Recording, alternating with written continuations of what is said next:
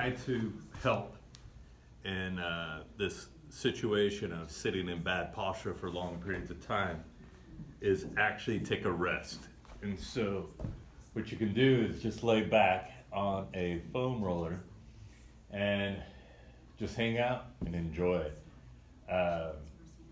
This is a lot. It could be enough for you, or if you want to step it up a bit, you can do really deep breaths. And what you want to do is try to get it into your rib cage. Hold it for a few seconds and then let it out. Hold it for a few seconds.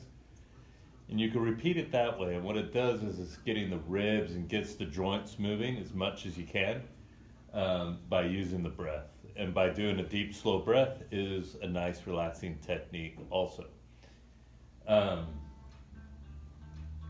You can also advance this by bringing your arms out to the side. And when you bring the arms out to the side, you're going to feel a lot of stretch in the chest, which gets really, really tight when you're just reaching forward all the time, typing. This just gives you a release. Now, what you'll find is, like if you can see here, my elbows are close. Well, I can let them touch the ground. Now, the further I go up, the less my elbows are able to touch. And if I just leave them here, I get a super strong stretch that goes all the way along the chest and all the way along the arms. So both sides, pretty intense stretch, just hanging out here, laying down.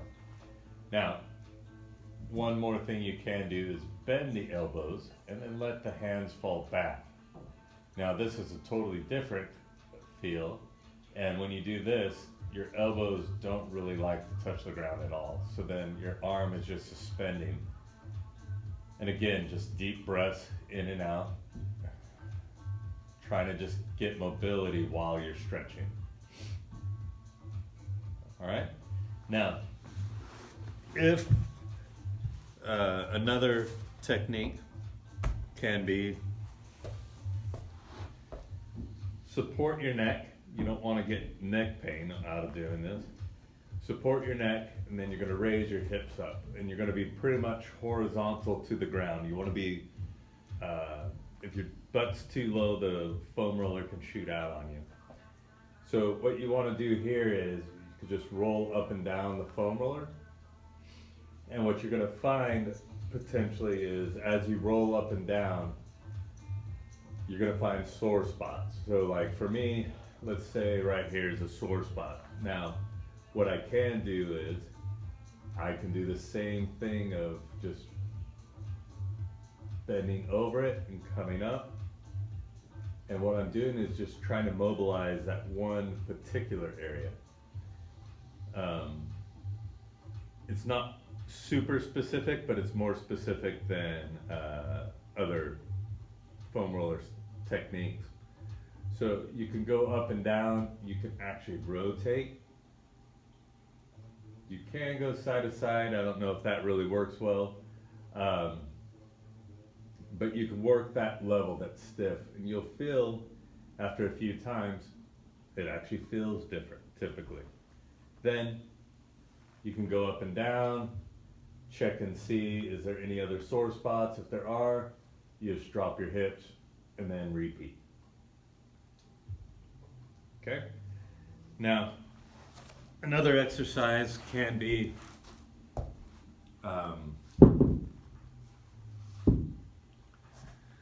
where your hips are basically at 90 degrees. You're going to come down and just really stretch out the upper back. And you're trying to get that mid to upper back really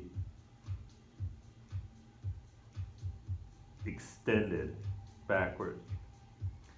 Now, to advance that, you can go like this. All right?